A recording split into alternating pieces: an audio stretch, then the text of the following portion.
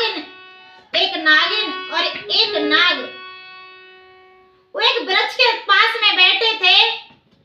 तो उन्होंने क्या देखा था, कहते नहीं है कि एक लेडीज के मन में कोई भी बात एक पानी नहीं पचता है। तो इसलिए अपने सर्प देवता से नागिनी बोलने लगी, हे नाग, मैंने ये क्या देख रही हूं मैं आज, मैंने कभी अपनी जिंदगी में ऐसा कुछ नहीं देखा है जो मुझे आज देखने के लिए मिल गया है।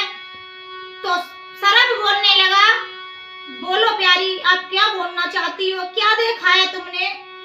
कि मैं उधर की साइड में गई थी तो एक डोली जा रही थी, एक वृक्ष के नीचे रुकी वही डोली है और उसमें गैर दूल्हे की बारात मैंने कभी भी नहीं देखी। तो उस पलकी में एक चून की लूड़ पड़ी है और उसमें वरना नहीं है। अगर द्वारे में बारात जाएगी महाराज तो क्या बीतेगी उन वहां पर कि दूल्हा तो है ही नहीं है। तो समझा के बोली। तो वो नाग कहता है, प्यारी मैं क्या कर सकता हूँ? तो वानकी, तुम अगर मुझे इजाजत दो तो मैं इसमें पलकी में और एक सुंदर सा लड़का बन करके इस पलकी में बैठ जाऊंगा मैं, आपकी इजाजत हो? तो कह दिया कि देखो मैं इजाजत तो दे दूंगी पर तुम कभी सुंदर चेहरा देख करके तो कहीं मोहत मत हो जाना, महाराज मुझे कहीं छोड़ मत देना। तो वो रोने लगी और कहने लगी, महाराज मैं कहती हूँ आप चले जाइए पर मुझे मत छोड़ना, इस बनखड़ में अकेली मैं मर जाऊंगी रो रो के।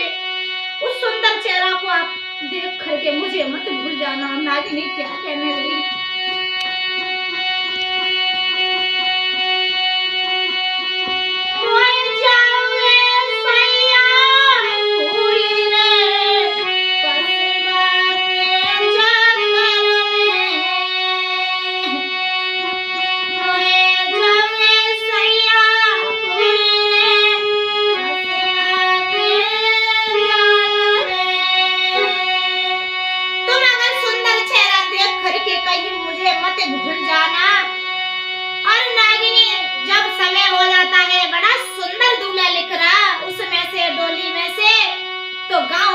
सब हाय हाय करने लगे कि कितना प्यारा दूल्हा है, कितना प्यारा, कितना सुंदर दूल्हा है। और बाप भी कहता, मेरी रानी मुझसे छिपाने लगी कि महाराज मेरी पलकी में खुलेगी पलकी जब देखा। तो बाप बड़ा खुश होता है कि मेरा बेटा बड़ा सुंदर था। जब बारात लेके आता है और आ जाती है उसी पर जब डोली रुकती है फिर नागिनी के पास जाता है। नागिनी कहने लगी, आप नहीं जाओगे महाराज? मैं नहीं जाने दूंगी अब तुमको। वो नहीं जिद करता है कि नहीं, मुझे एक बार इजाजत और दे दो। मैं माँ तो अपनी लाज बचाया या मगर उस जब ये दुल्हन नहीं देखेगी अपने वरने को तो मर जाएगी बेचारी रो रो के। तो फिर भी इजाजत दे देती है नागिनी और चले जाइए। और क्या कहती है,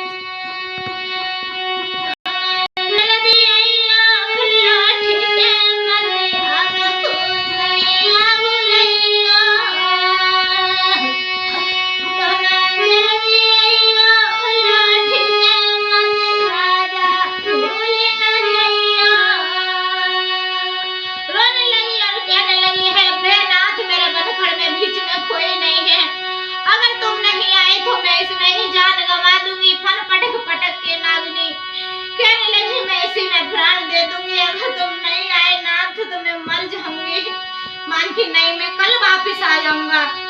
और उसके प्यार के चक्कर में वो बेवकूफ भूल गया नागिनी की याद। और नागिनी क्या कहने लगी,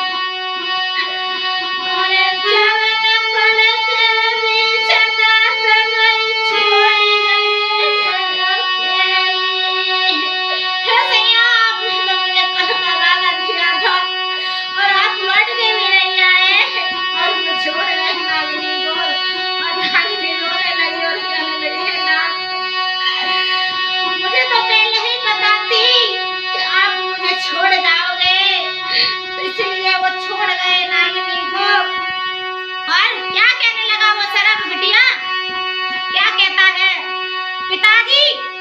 गहरी सी खाई खुदवा लो चारों तरफ और खैरी सी गाय को खुदवा करके और चारों तरफ गड्ढे करवा दो।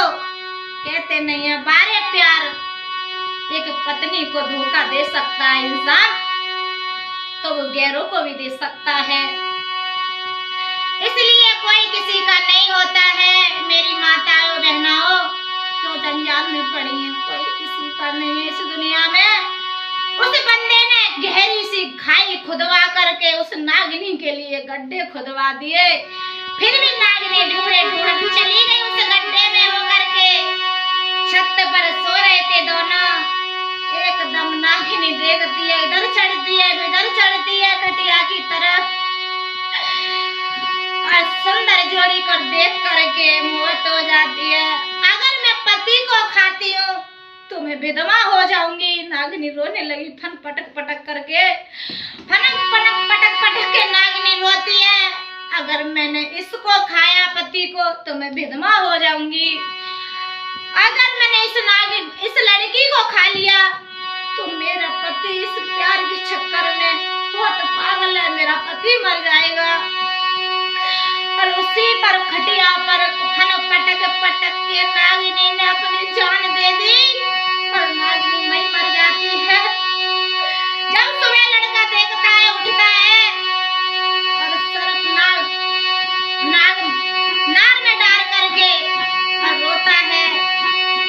एक लड़का रोवे सैल में जगे गले में नागिन कारी।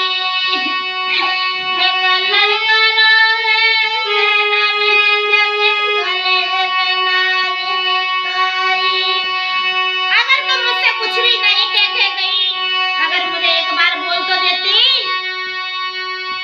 और रोता है नाग बहुत बिलख बिलख करके, अरे तू ऐसा ही बिलखने वाला था तो तुमने पहले ही उसके लिए खाई खुदवा दी, एक गड्ढा खुदवा दिया।